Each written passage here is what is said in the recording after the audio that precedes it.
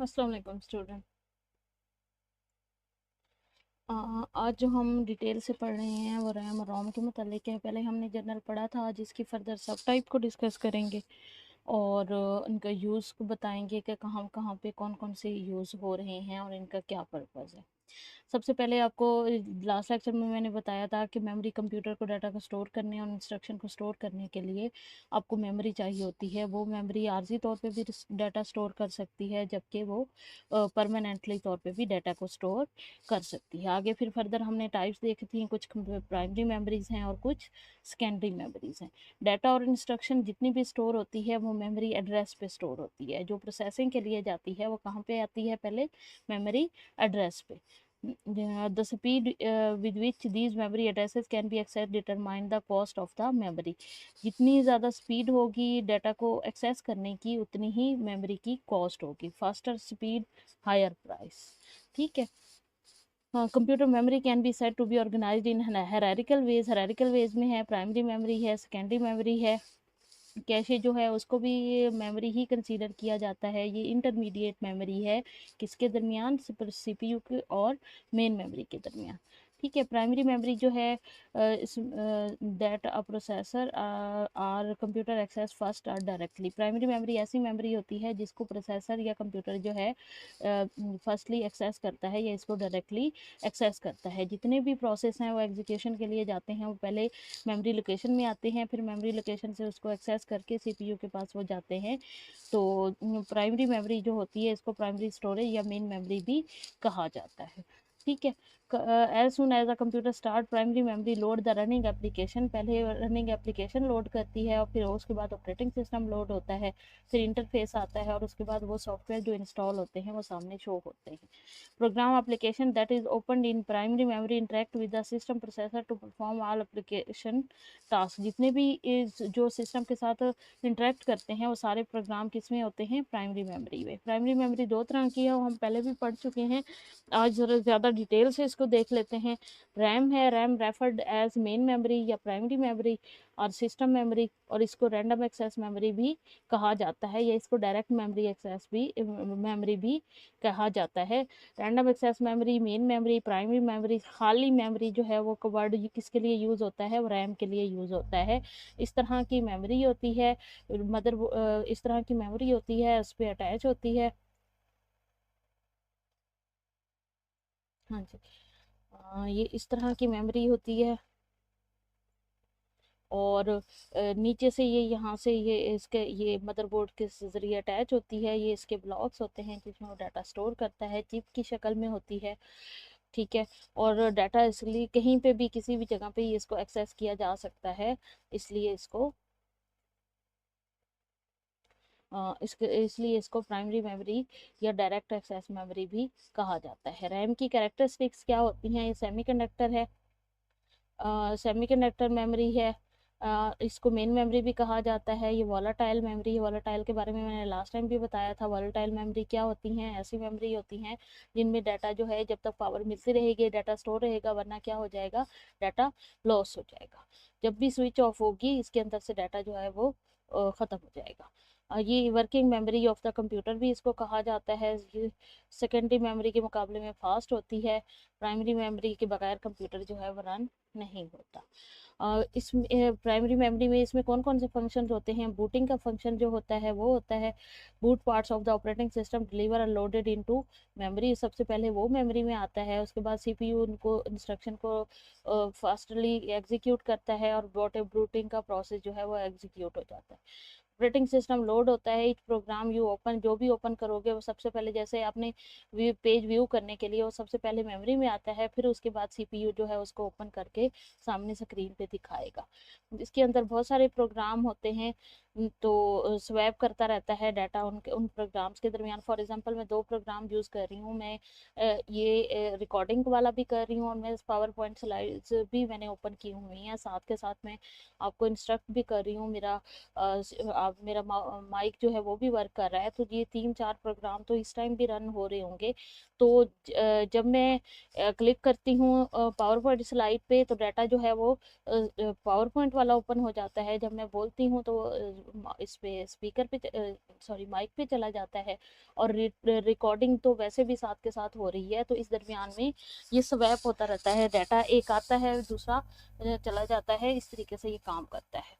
इसको solid state memory भी कहा जाता है। 1968 में रॉबर्ट डेनर्ड ने इसको बनाया, और ये डायनामिक रैंडम एक्सेस मेमोरी भी इसको कहा जाता है, क्योंकि ये ट्रांजिस्टर जो है वो डाटा इसके अंदर डाटा को स्टोर करने के लिए यूज़ होते हैं, इसलिए इसको डी रैम कहते हैं। अब डिटेल देख लेते हैं रैम की कितनी टाइप होती है। रैम बेसिकली दो तरह की होती है, D RAM and S RAM.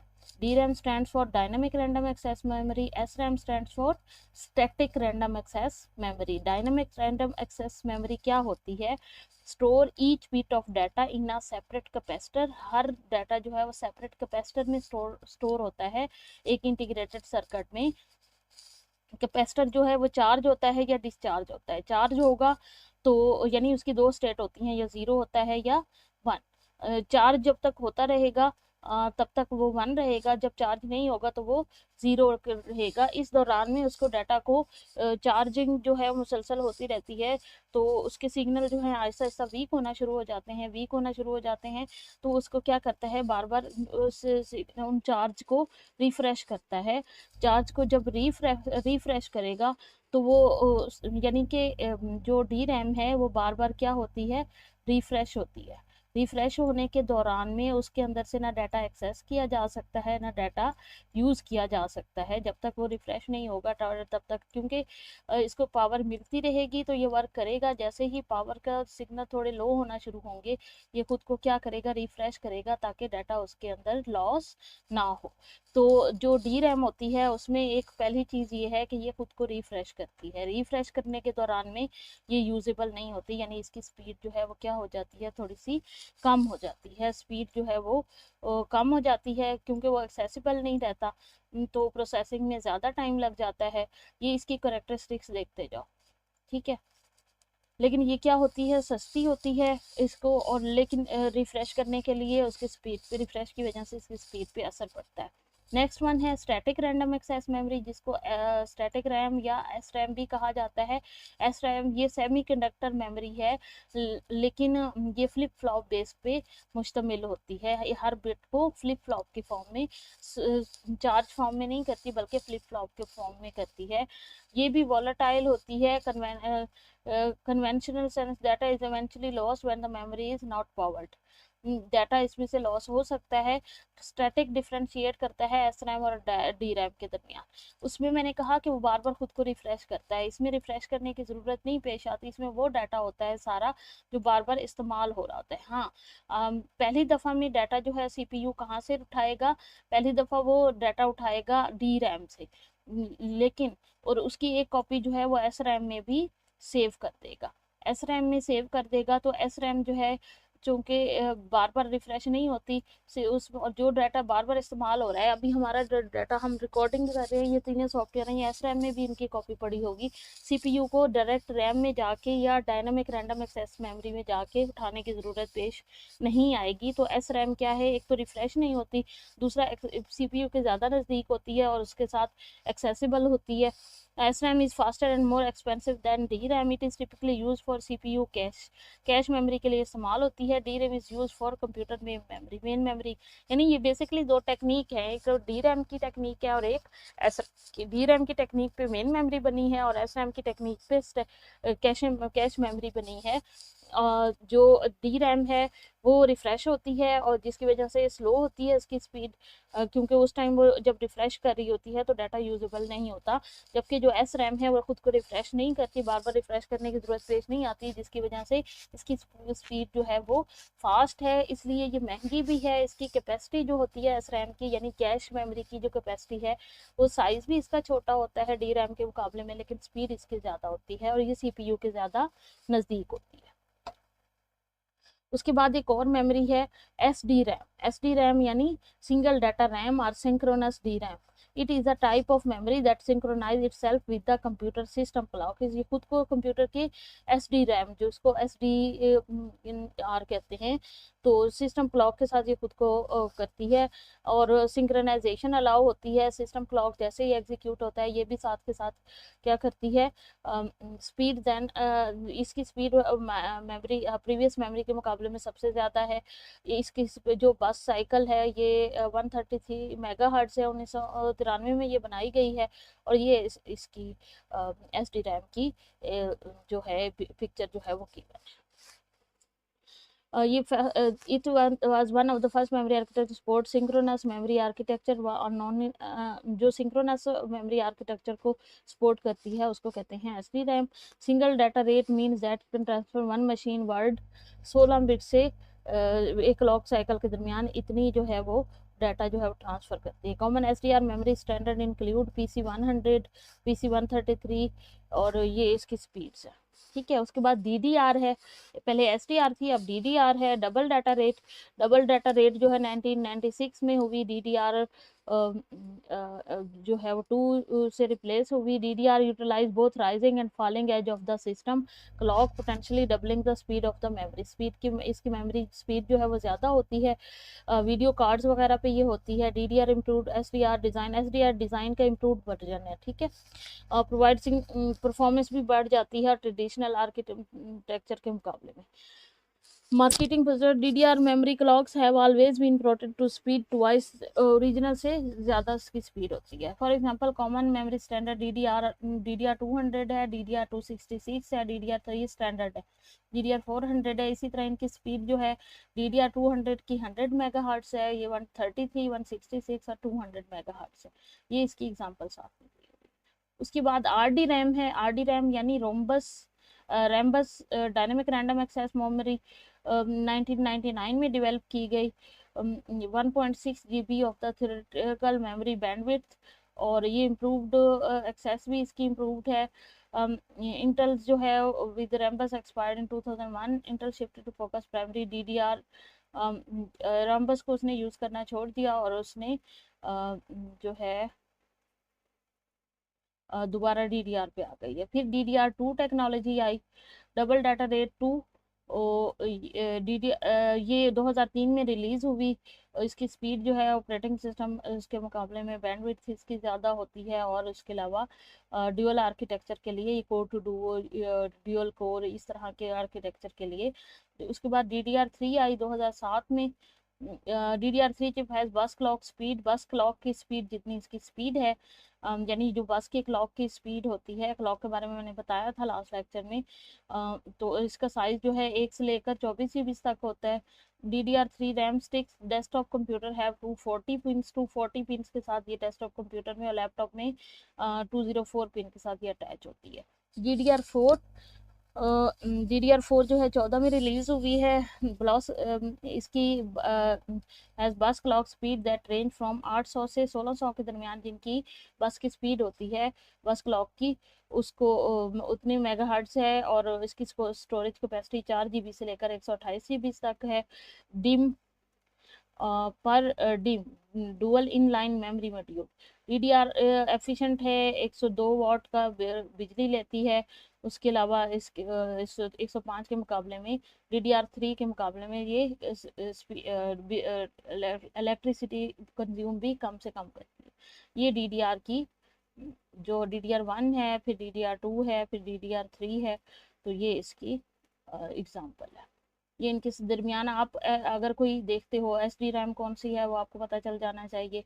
जब भी मदरबोर्ड खोलोगे तो DDR1, DDR2, DDR3 जो है आपको इस तरीके से, और DDR4 जो है उनके दरमियान डिफ्रेंशिएट कर सकते हो।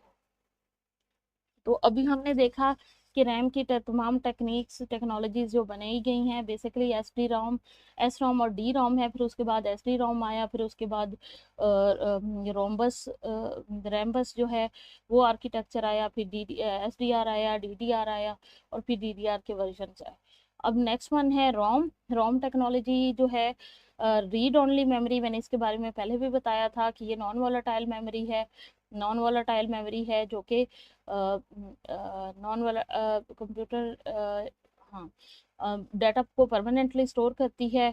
इसमें हम खुद से कंप्यूटर को, जो मैन्युफैक्चरर ने लिखा होता है वो, ये बूटस्ट्रैप प्रोग्राम कंटेन करती है, बायोस कंटेन करती है। बायोस की जो कॉपी जो है, इसके अंदर से डाटा को स्टोर नहीं किया जा सकता, बल्कि जस्ट डाटा एक्सप्रेस से एक्सेस किया जा सकता है। और सबसे पहले जब कंप्यूटर ऑन होता है तो सबसे पहले इंस्ट्रक्शन रोम से कॉपी होके किस में जाती हैं, रैम में जाती हैं। उसके बाद ऑपरेटिंग सिस्टम जो है वो रन होता है। तो कॉमन टाइप की जो रोम है वो है P ROM, programmable read only memory, EP ROM erasable programmable, double EP ROM electrically erasable read only memory, और फिर उसमें बाद है फ्लैश मेमोरी। जी, पी रोम क्या है? Programmable read only memory. ये 70 डेवलप इन 70s में डेवलप हुई टेक्सास में। ब्लैंक मेमोरी, पहले ब्लैंक मेमोरी बनाई जाती है, फिर उसके अंदर प्रोग्राम करके पी रोम बर्नर होते हैं, जिसके ज़रिए इसके अंदर डाटा जो है वो स्टोर किया जाता है। मॉडिफाई, इसके अंदर डाटा जो स्टोर होता है वो मॉडिफाई नहीं होता। अगर किसी भी कोई एरर आ जाती है प्रोग्रामिंग के दरमियान में, तो ये चीज़ जो है क्या हो जाएगी, ज़ाया हो जाएगी। उसके बाद ईपी रोम है। ईपी रोम क्या होता है? Erasable programmable, return return it on it more than once, एक से ज़्यादा दफ़ा इस पे लिखा जा सकता है। This comes the solution to the problem face by P ROM, the bits of memory come back one when ultraviolet rays का यूज़ होता है इसको इरेज करने के लिए। ठीक है। और उसके अलावा इसके ऊपर फिर अल्ट्रावायलेट रेज के ज़रिए ही राइट किया जाता है। उसके बाद डबल ईपी रोम है। Double EP electrically erasable read only memory. ये भी इरेजेबल होती है, लेकिन इसमें इरेजिंग का जो तरीका है वो इलेक्ट्रिक करंट होता है, यानी ये अल्ट्रावायलेट की हमें ज़रूरत नहीं पड़ती। इलेक्ट्रिक करंट के जरिए इस वजह से डाटा को इरेज किया जा सकता है। Twice easy of erase even if the memory is position in the computer, computer के अंदर भी लगी हुई है तो इरेज किया जा सकता है। ये सिस्टम के बायोस होते हैं। सारी चिप को इरेज करने की ज़रूरत नहीं होती, इसके अंदर ब्लॉक्स को, इसके छोटे ब्लॉक्स को भी इरेज करके नए सिरे से लिखा जा सकता है। फ्लैश मेमोरी, डबल ईपी रोम की बेस पे ही छोटी एक मेमोरी अनाउंस हुई, फ्लैश मेमोरी। ये सेमीकंडक्टर मेमोरी है। ईपी रोम डबल ईपी रोम की तरह है, इलेक्ट्रिकल इरेजेबल टेक्नोलॉजी यूज़ करती है। इसमें जस्ट ब्लॉक्स को इरेज कर दिया जाता है, बजाय इसके पूरी चिप में से इरेज किया जाए। सेल फोन के अंदर, डिजिटल कैमरास के अंदर जो रोम यूज़ होता है दैट इज़ फ्लैश मेमोरी, वो फ्लैश मेमोरी इस्तेमाल होती है। ये छोटी डिवाइसेस के अंदर यूज़ होती है। तो ये हो गया आज का हमारा लेक्चर, जिसमें हमने रैम रोम उनकी कंप्लीट टाइप्स को, एक एक टाइप को डिटेल से देख लिया। इसमें हमने स्टैटिक रैम जो है उसके उसके मतलब पढ़ा, जो कि क्या है, कैश मेमोरी। उसको कैश मेमोरी की कैरेक्टरिस्टिक्स में भी डाल सकते हैं, फिर इसकी फर्दर सारी टाइप्स देखी। तो इस तरीके से हमने आज मेमोरी वाला जो पोर्शन है वो तकरीबन कंप्लीट कर लिया है।